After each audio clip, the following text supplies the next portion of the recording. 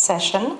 It's called the Great Padma, the Making of the Book. This panel will introduce the new book. It's called the Great Padma, the epic river that made the Bengal Delta, and discuss the river as an existential phenomenon in the life of Bengal. As Professor Qazi Khalid Ashraf has said, that the Padma remains the very theatre of the creation of land and life in Bengal. The book is edited by Qazi Khalid Ashraf, and it has a preface by Amitav Ghosh. Historians, geographers, anthropologists, architects, photographers, and people from many disciplines have come together for the first time to tell the epic story of the Padma. We are joined here today by the editor and some of the contributors. Qazi Khalid Ashraf is the editor of the Great Padma. Congratulations, Khalid Bhai. And the person who conceptualized the book. Qazi Ashraf is an architect, historian, educator, and he directs the Bengal Institute for Architecture, Landscapes and Settlements. Tariq Omar Ali, a professor of South Asian history at Georgetown University in the US. He has written on East Bengal peasantry and global circulations of commodities and capital. Sanjay Rai is a physical geographer and maritime spatial planner who is currently working as a senior researcher at Bengal Institute for Architecture, Landscapes and Settlements. Syed Manzoor al-Islam is a professor of English at the University of Liberal Arts, Bangladesh. He's a writer, commentator, and has written extensively on literary theory, culture and art. And my name is Luva. I'm an architect and arts organizer, currently directing Bengal Foundation, which is a trust for the arts. We'd like to begin with a 15-minute video presentation on the book.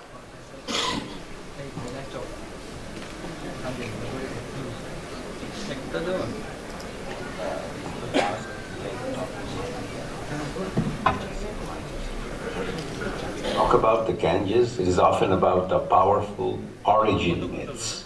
But the end of the Ganga is an equally important story, and that is about the Padma. Padma is made powerful by the Jamuna and the Meghna, no doubt, but it is truly a reincarnation of the mighty Ganges.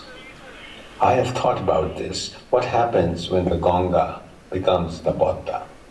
The dynamic delta happens when the Ganga becomes the Padma. This happens with the Ganga bifurcating into two flows, the Hooghly Bhagirathi and the Padma itself. I see these two flows as two fluvial and ecological axes with very distinct cultural aspects. Perhaps this is how the eastern and western parts of Bengal can be defined, which Amartya Sen described as two charismas. Within Bangladesh, strictly speaking, the Padma is less than 120 kilometers long if we consider the flow between the Indian border and its confluence with the Jamuna and Goalanda. Yet, combined with the Jamuna and Meghna, the Padma remains a major force for Bangladesh public space. In all its manifestation, which I have referred termed in my article as the Padma process. The Padma process is at its best when you look at it from the lens of its confluence, or in Bangla what we call Nodi Sangam, with the Jamuna.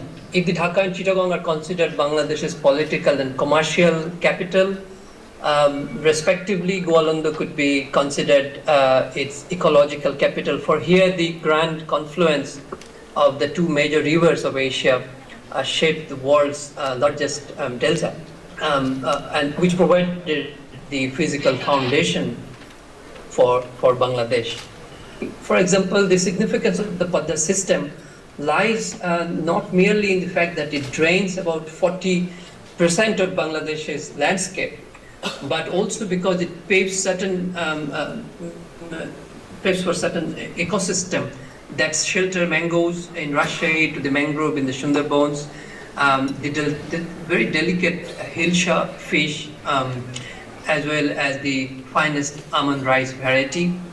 And it has been at the heart of Bangladesh's agroecology. We know that the subcontinent collided with Asia about 50 million years ago, so those mountains have kind of slowly been crimping and crinkling up to be, of course, the tallest in the world. And so I was captivated by going to the Paturia ferry terminal and just seeing this all around in terms of just these different tectonic crumbs, and walking there with a geographer from the institute who had said he had never been to the Himalayas before. And so that's how the essay begins, of really doing this slow walk through this landscape, and thinking of this as almost about like tectonic coughs and hiccups, muddy hiccups and coughs, not trying to necessarily turn the river basin into something akin to a human being, but more thinking of it as a kind of sediment sorting machine.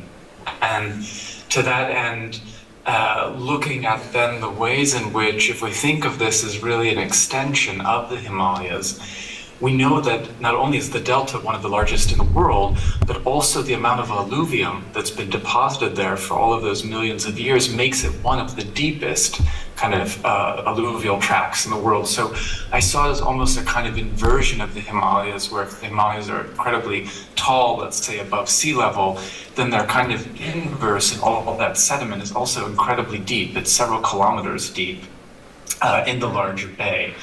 So that's kind of the almost sectional or transect cut through the basin that the essay is trying to look at, and then in particular ending with Marina Tavison's incredible mosque and thinking about all of the bricks that have been the clay that's mined from the basin itself, baked as bricks, and then how those come together within the mosque itself.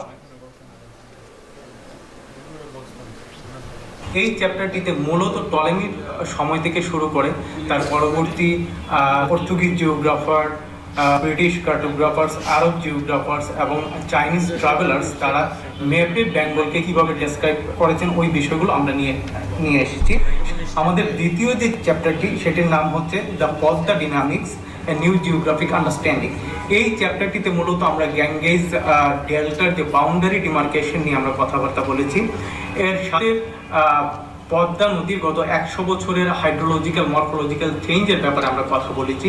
এর সাথে সাথে আমরা পদ্মার ecological Horizon নিয়ে কথাবার্তা বলেছি, plus পদ্মার যে একটা স্পেশাল ক্যারেক্টার হিলসা ফিশ, এই হিলসা ফিশের তার হ্যাবিটেট, তার থ্রেডগুলো নিয়ে আমরা কথাবার্তা বলেছি। No other book has looked at the Padma or the Padma in such a comprehensive way, including the geological, the hydrological, the literary, the historical, the human installations that have been made in and around it. Padma is a monumental theater of nature, the greatest living, moving force on earth. It moves 400 billion cubic feet of silt every year. It's equivalent to 300 pyramids the size of Giza. The dynamic also continues into the ocean, into the Bay of Bengal, and creates a submarine landmass that is greater than the two Bengals put together. The river imaginary in the subcontinent is overwhelmingly about the Ganges. But in our book, we have tried to look at not how the Ganges has been typically recorded, seen, and narrated, especially with its origin stories. Padma defines the termination of the Ganges in the grand opera that is Bengal. So it's more than just a name change from Ganga to Padma. It's a qualitative shift. Padma represents a new grandeur, new enchantment, like the flower Padma. It's a rebirth. Padma is the soul of Bengal. It has always been larger than life. In fact, Padma will always define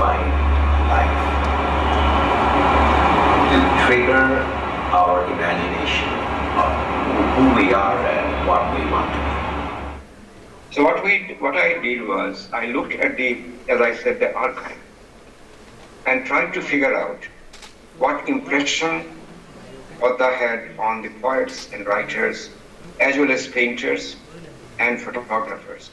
And just about anyone who was working with Padma, I remember exploring the songs of Abdul Alim and Abdul Latif about Padma. And then you have these Bhatiyali songs, which are intimately connected to the flow of the river and the change from one season to the other. And Padma has been described as Kirti Nash, one which does not allow glories to accumulate, which likes to destroy whatever human beings have accumulated, reminding you that life is basically a transient thing. And then the bowels of Kustia, many of them tying their knots to the river in ways that imbibe them to go to the soul of the river.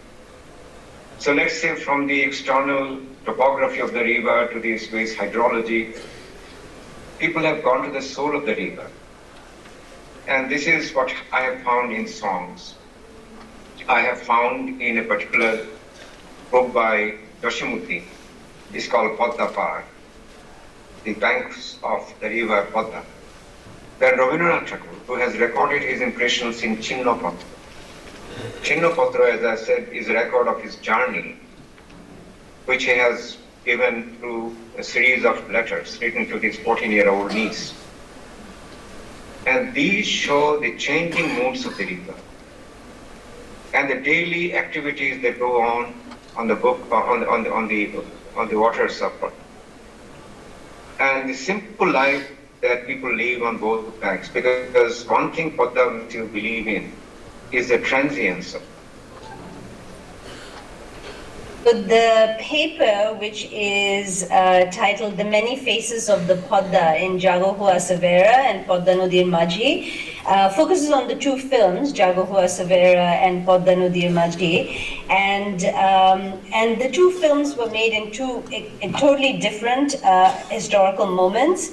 One was made in the 1950s, late 1950s, and is largely West Pakistani production, and the other, Padma Nadir Majhi, was made in the late 80s, had a release in the early 90s, and that was a joint India and Bangladesh production.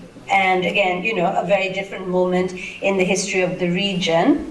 What's interesting about both of the films is that they base themselves on Manik Bandyopadhyay's novel Padma Nadir Majhi, and it's interesting to see how one novel produces so many different sort of cinematic versions of itself. Jago Hua Savera was about the lives of fishermen living alongside the river and having to deal with the machinations of a moneylender who is also the person to whom they sell their fish and who also subsidizes their larger projects of their lives, such as building a boat, owning their own boat, and so on.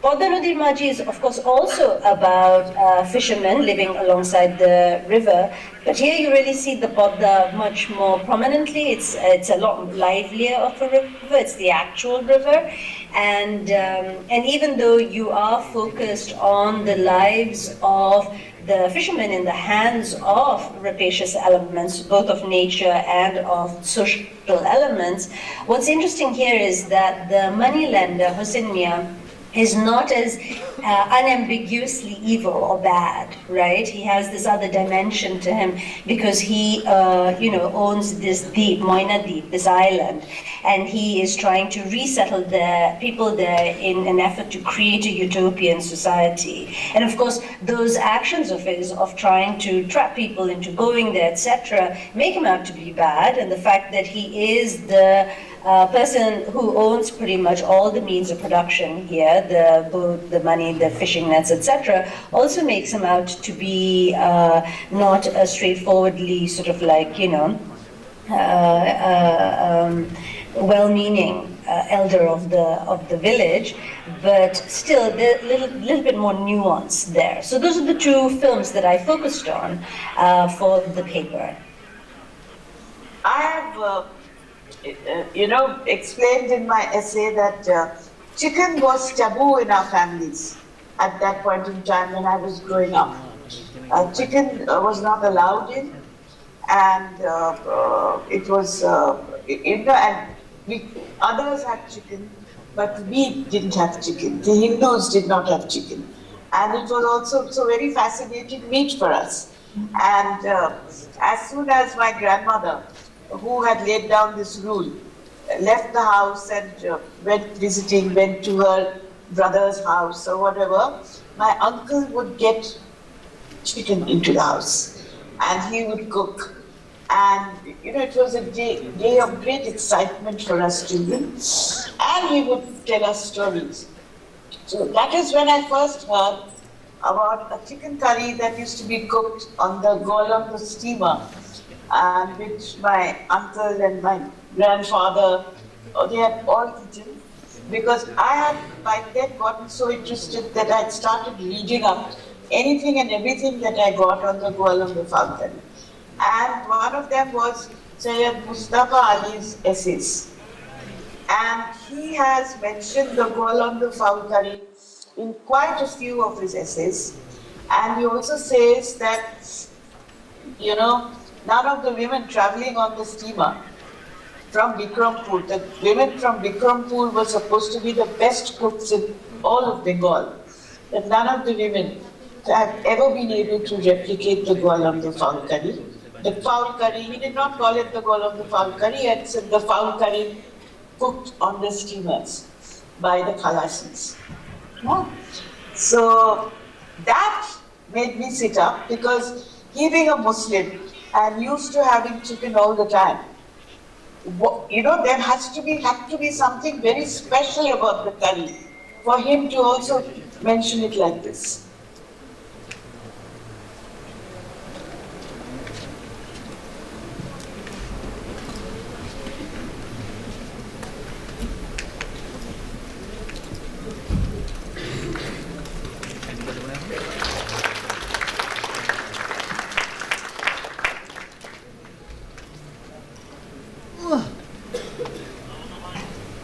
Thank you. That was wonderful. Professor Qazi Khalid Ashraf, congratulations on bringing out this wonderful book. It's a major research and a scholarly undertaking, and it's the first comprehensive work that reveals the magnificence of the river. So the very obvious question is, what made you want to do a book on the Padma? Thank you, Luba.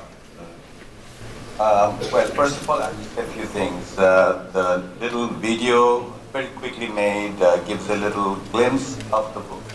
Some of the authors were invited and agreed to write, and then also agreed to do this little video appearance. So I would like to thank them.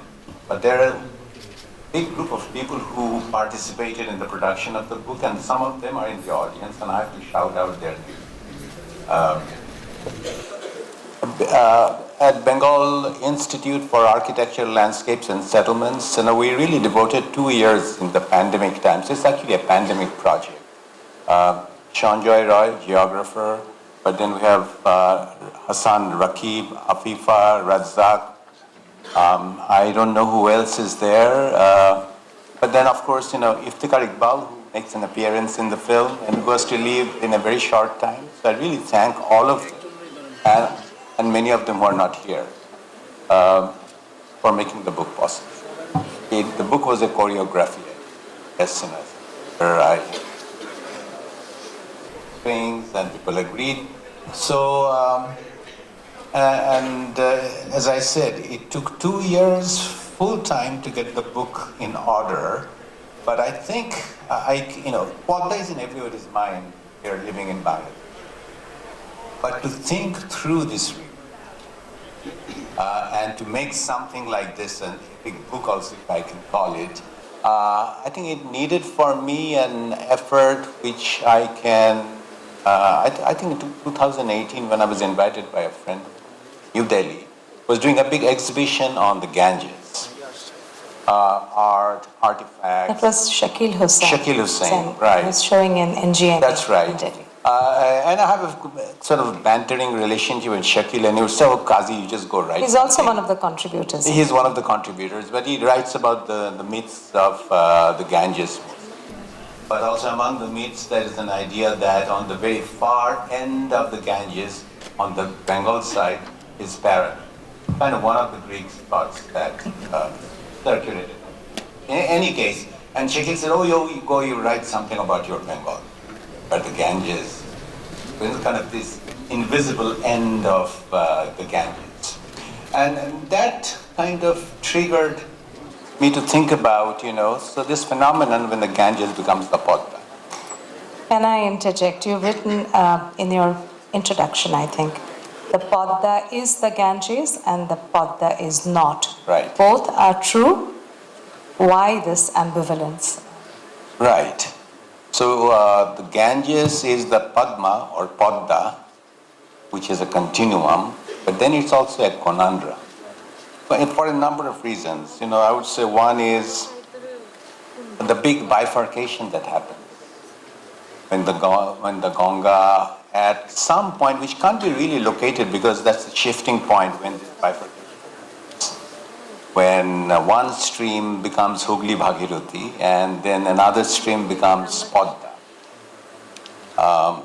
And there are various standpoints about it among historians and geographers, maybe especially from West Bengal or India, where Hugli Bhagirathi is constantly claimed as the Ganga, while this big rush of water going down to Padma and others.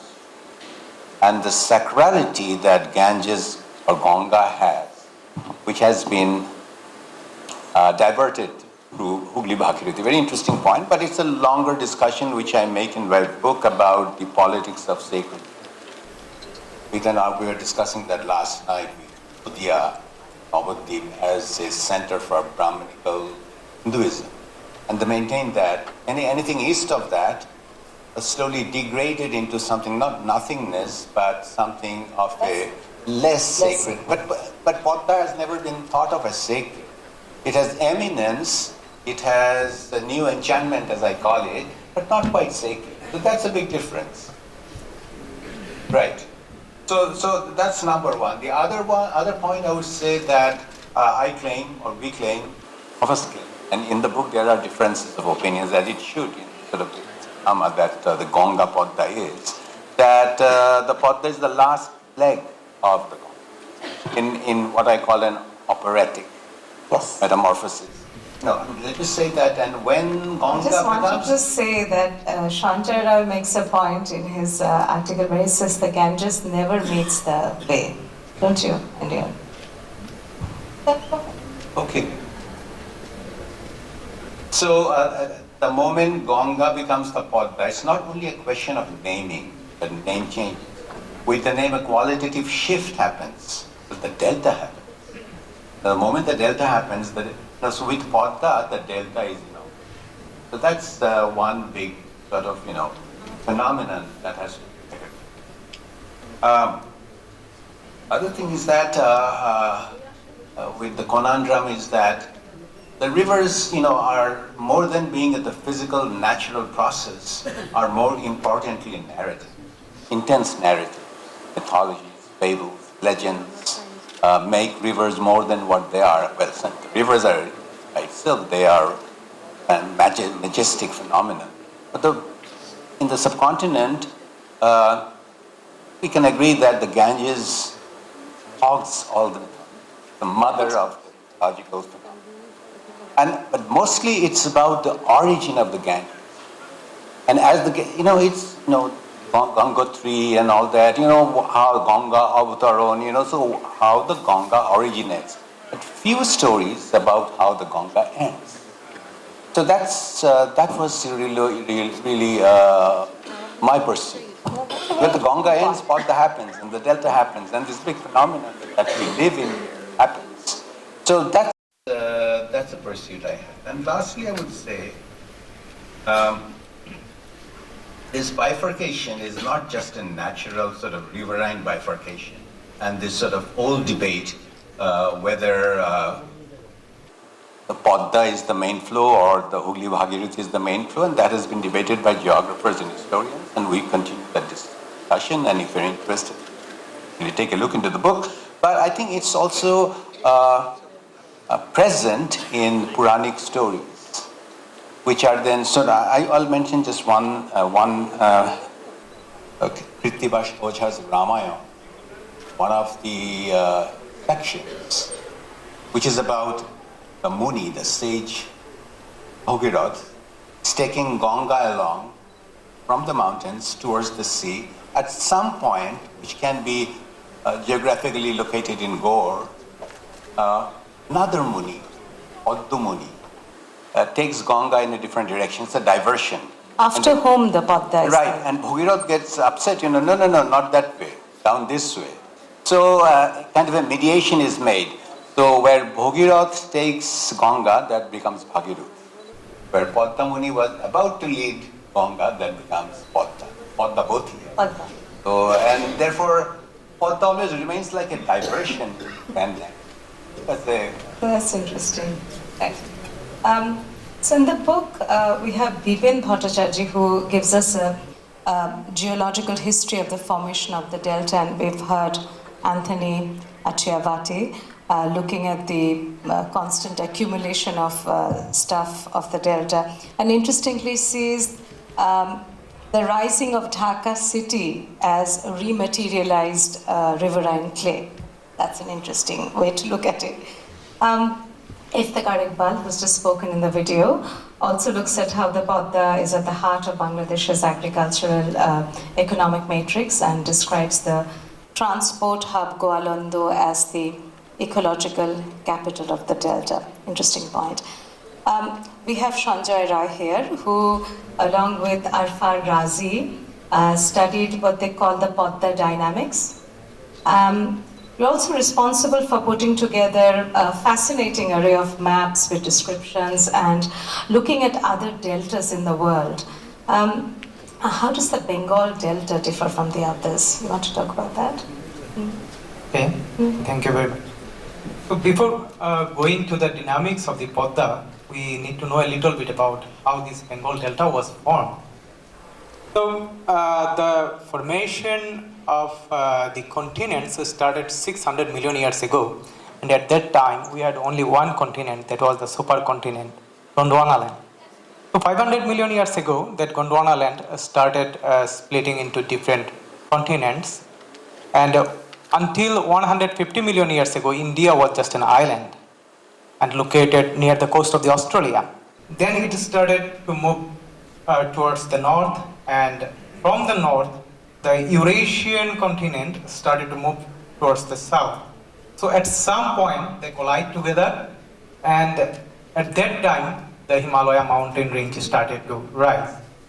So when the mountain rose enough, two different water flows started to flow into two different directions. One was the Brahmaputra river that started to flow towards the east, and another was the Ganges river that started to flow towards the south. So both of these rivers carried huge amount of water as well as vast amount of sediment load.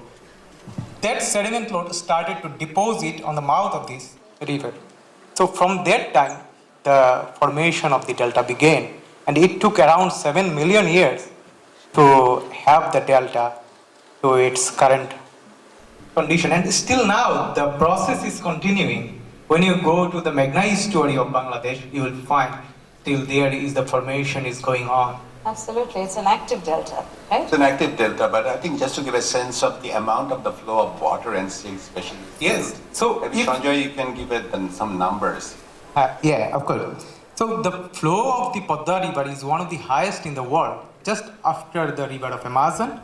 And at the point where the Padda enters to Bangladesh through the Champainabogganj district, there in normal condition the water flow is around 9,000 cubic, and after receiving water from the Jamuna and Meghna at Chatpur point, it rises up to 12,000 cubic.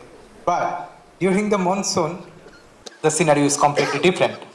It gets 10 times higher than the normal condition. and may rise up to 100,000 cusack. So that extra water creates overflow and it causes flood in the central Bangladesh. All right. What about the silt business? Bengal fan and There's another of no SWA. right. The swath of The swath of the no ground. Yes. Well, the sediment that has been carried by all the Ganges, Brahmaputra, Meghna river system is going to the Bay of Bengal, and there from the coast it goes further to the south. That creates the Bengal fan, Almost a huge landmass. almost to the equator. Yeah. Almost to the equator. Yes, near the equator, of course. Near the equator. Can you give a size of the Bengal? I think there in your article. How many kilometers deep? The Bengal sediment? fan. Yeah. It's- When it goes to the Bengal fan, it doesn't settle there. It spreads around. So it creates a first plain, just a plain beneath the sea, the Bengal fan. But when you look at the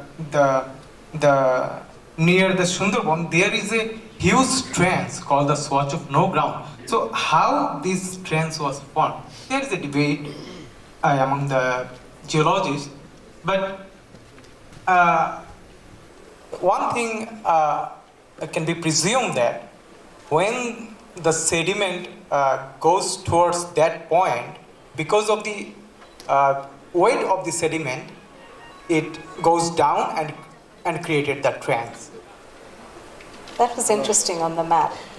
But can I add two more Yes. things? Because while doing the book, I've become also a quasi-geographer because I had to do all this sort of readings and fascinating numbers that we picked up from previous sort of geographers' column. The amount of sediment that runs through Padma, Jamuna, and Meghna each year is equal to 300 pyramids. Thank you. Per year.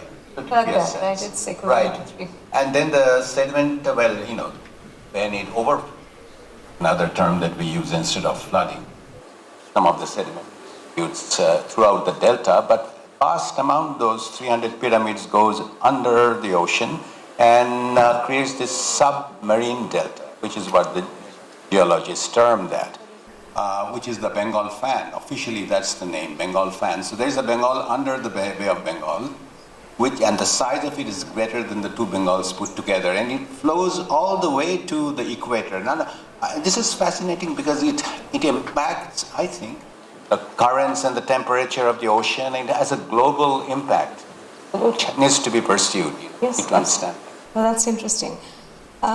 Just want to move to some of the essays that shed light on how Bengalis have attempted to navigate and traverse the Padma.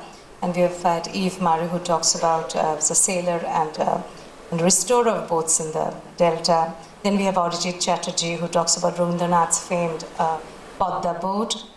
And Pritha Sen and Zina Chaudhary, who talk about the food trail along the Padma.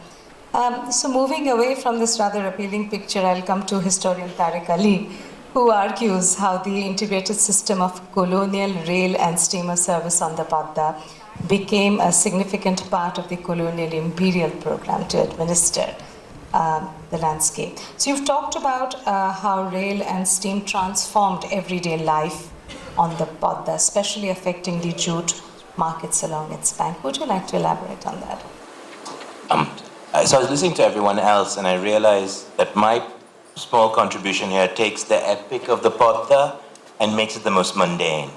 The sort of epic, mythical river with this enormous flow. And I think about how that river becomes represented as a steamer route, a journey from Goalanda to Chatpur, which costs X Also amount the of money. colonial conquest of Padma. That's what I I said. think that is the colonial conquest of the Padma, is to strip away the mythicism, the spirituality, the sacrality, and make it a price. So my essay in the volume talks about how the Padma becomes a highway in a colonial infrastructure of rail and steam, which is really Calcutta-centric. It's all about taking the jute from East Bengal, tea from Assam, and transporting it to Calcutta. And two British companies ran a monopoly on a steamer route known as the Padma services from Goa, London to Jodhpur. And this Padma is really a major highway of global capitalism, of global trade. But in this representation of the Padma as a major highway of global trade, a whole lot of stuff happens. Banks, the Padma Ganges, the Padma market towns emerge and grow. There's a whole bunch of stuff that happens. The surface, coal and iron replace sail and oar as the main mechanism of transport. New forms of labor, boiler room, engine room, wheelmen, these emerge. And we get a sense of what I call the colonial capitalist conquest of the river. They've taken the river over and they have represented it as a line on the map. They've represented it as a steamer route, departure time 9 a.m., arrival 10 p.m. They represent it as a price, so many rupees. But what I want to show, and what I tried to show in the article, of course, is that these representations are somewhat false. In reducing the river to mechanized transport, you rely on the Padma boatmen, the Padma river folk, to mark the river, to train the river, to work on the river's boats. And also they're false, because as anyone who travels on planes know, you don't leave on time. You leave when the river allows you. You leave when the storms subside. They're false because also that line that we see on the map is always shifting. And the map seems constant, but they're not really. So it's really, my essay is not, it's about how the epic scale tries to be, how I guess colonialism, capitalism tries to contain the epic of the Padma within simple formulas, but the epic of the Padma always overflows. Well, that's very much in keeping with what, you want to add to that? Sorry? You want to add to that? I would add quickly to something, which Tariq uses in the book. Of course, it's the colonial conquest of the Padma via steamers, trains, and bridges, which, there is an essay on the book by Robin Sham. He's the chief designer of the Padma Bridge, which is these attempts of human installations of various scales. Even when Abul Fazl, the Akbar's courtier, traveled, he witnessed like small embankments, so those are also human installations, or re-managing the landscape in one way or another. So that has been constantly going on. People along the banks or in the delta have always done that. And I say that in passing. Abul Fazl, he argued that the name Bangala comes from Al, the little embankment that the farmers make. Which is, I would say, it's a huge thing. So Bangladesh is really based on an agricultural ethos of farming, embankments, and water, managing water. So that's one point I would like to add here, the human instinct, which is advanced. And that has been constant. And when James Rennell, the big cartographer, and who kind of was entrusted to find the route from Calcutta to Dhaka, and that led to the whole conquest business. But he witnessed all these embankments along the river, people made. So that human installation is part of history. The other thing I would say, prior to the colonial presence, not just the English and therefore before that the Portuguese, and in the 14th century, Bikrampur was an emporium. That's how it was described, Gangetic emporium, and its connections to commercial connections to China and Africa was huge. So that was another route. Atish Dipankar from Bikrampur traveled down from there, Meghna, to Sumatra and Java. So that was the route. And Chinese, and we have documentation of that. Chinese emissaries Coming from Sumatra into... Sumatra all the time. So You want to add something, Tariq? I think the Padma has always been obvious. I think the book shows the very nature of the Padma. What the colonial government does is it reduces the Padma to a by-road to Calcutta. They build, I think the important moment is the building of the railway from Calcutta to Kuala Lumpur. And what we see is steam and iron and coal are different from ore and sail and wind. Steam and iron and coal allow a sense of mastery, of permanence, this image that the steamer route and the steamer fare, the fares that we are used to paying today are only enabled by steam and iron. The days of the Bajra and those are really kind of, in many ways, I don't think they're gone. They very much survive, and they very much, the embankments survive, but there's a very much an attempt to create something that is much less epic than the epics that I think you Its own mini epic, I think. Thank you. Thank you so much. Said Manzoor Islam. In your essay, you talk about river sphere, how the spectrum of the idea of the Padma is wide and multivalent, and how, in your words, its grace and fierceness, immensity and intimacy and timelessness and the temporal, the Bengali psyche. Would you like to tell us more about that? Yes, the river is full of contradictions. It is, on the one hand, an epic river. It has a mythical origin, but as soon as it crosses into Bangladesh, I think its flow gets entangled with the lives of the people, and then it has a sense of everydayness of the lives of the people on both the banks. And on the river, great amount of life. There's a real felt need kind of thing people have every day. People have to fish, ferry passengers. People have to move across the river. This is one river which almost cuts Bangladesh through into halves, two halves. Flows from west to the east, and then near Shatnon meets the Padma. That's the confluence. Then it becomes so mighty, 10 kilometers wide, or even more. During monsoon even, almost becomes. We have to understand three aspects of that, because when you look at how it has influenced creativity, these three important aspects should be remembered. First is the mythic origin, and people have nostalgic memories of how it changes its courses and everything. So this origin, which is increasingly becoming lost in the distance, in the fogs of time, but it somehow haunts. This is such a mighty river, it has originated the Himalayas, goes through. So that is very important, because everyone relates to the Padma because it's such a beautiful river, such an equal presence in it. The second aspect is the very practical nature itself. It is a lifeline. It's a lifeblood to the nation's economy. And it's a transportation channel.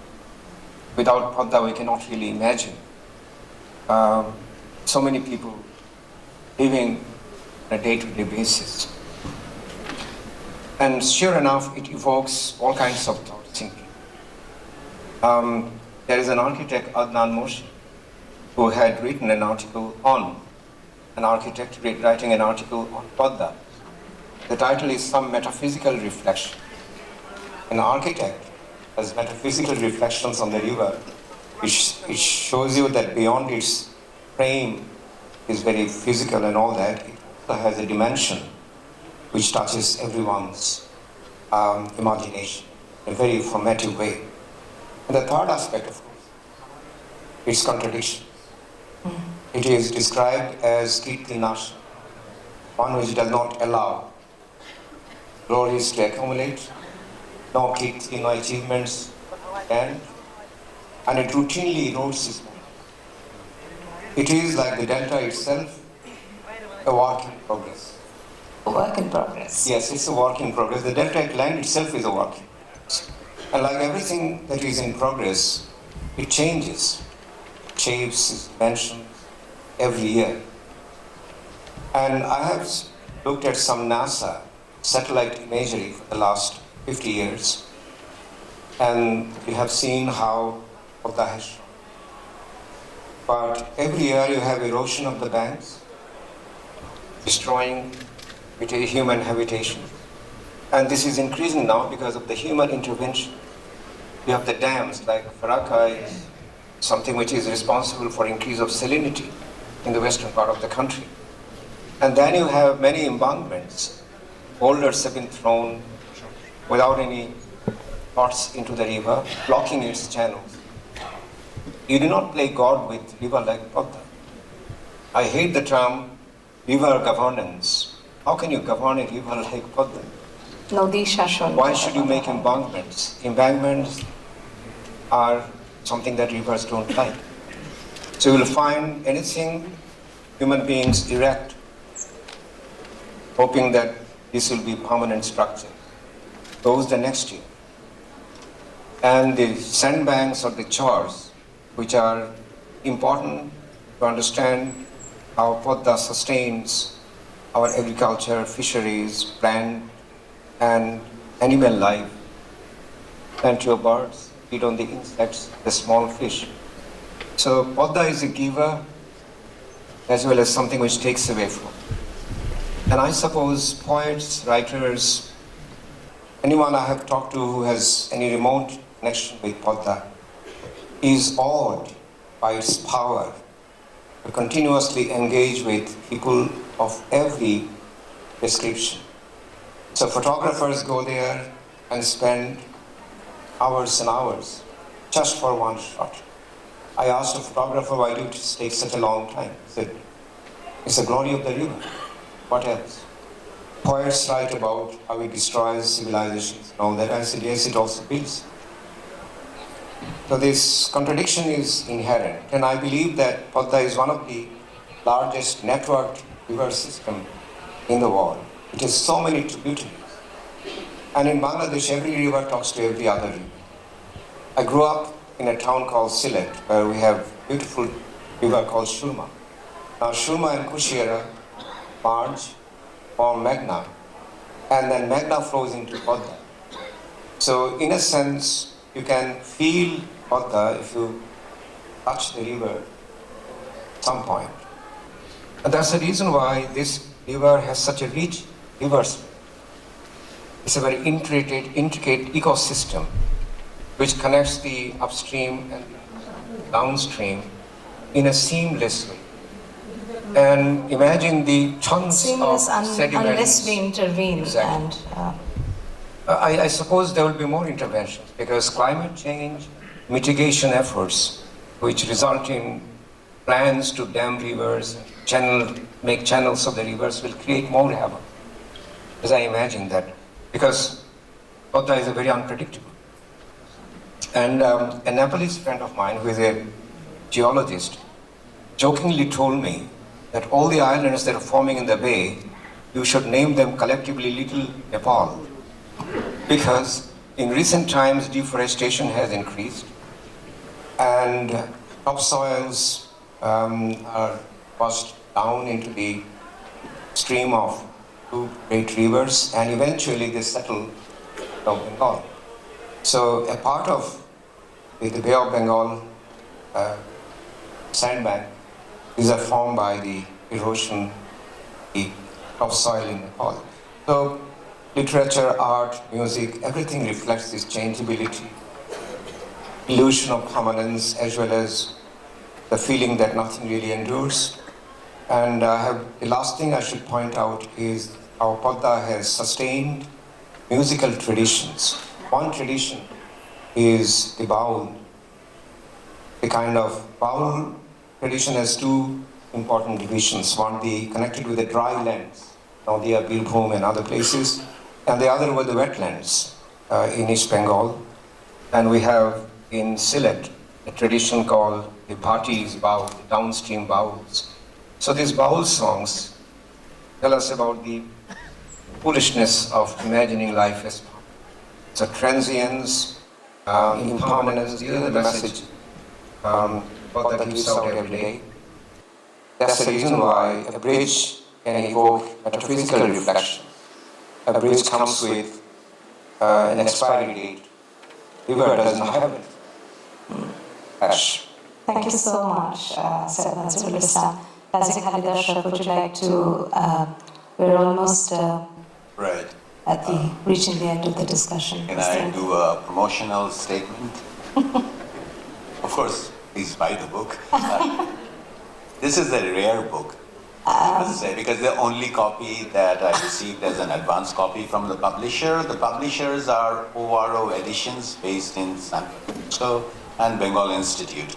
The book will be available in Dhaka from February. Right, so this rare book will be in the stall of Bengal Publications if you want to browse and look at it. And there is a sign up sheet there, and you can place your name and number for those in Dhaka if you want to order the book yourself, and you'll be receiving that in February. And as well as in Amazon and other bookstores internationally, they are available if you don't want to have it. Well, thank you so much. Sorry? Yes. Thank you so much. I hope you enjoyed this session. So we had, just in case you came in late, this is Professor Qazi Khalid Ashraf and Tariq Ali, Chanchai Roy and Syed Mansoor Islam and Sis Duva. We've talked about this was a discussion on the book. The name of the book is The Great Padma, the epic river that made the Bengal Delta. I hope you'll get yourself a copy of the book. Thank you so much for joining us.